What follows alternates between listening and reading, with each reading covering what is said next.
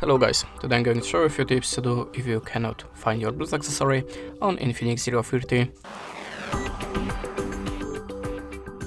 So if you have a problem to find your Bluetooth accessory, always start from the simplest way. So switch off and switch on again the Bluetooth connection to restart it. You can also try to restart your phone. It's obvious, I know, but sometimes it really works, so just try it.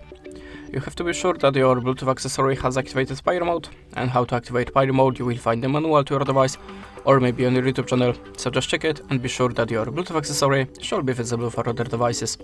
But it's still not for your phone, let's open settings, then swipe down and go to the system, select the reset phone and choose Wi-Fi settings. Now click on the reset button and after that look for your device again on the Bluetooth list. In the next step you can also try to update your system, so go to the system update and click on the online update. If you have any update, just install it and check for your device again. And that's it. Thanks for the watching, leave us a like or a comment and goodbye.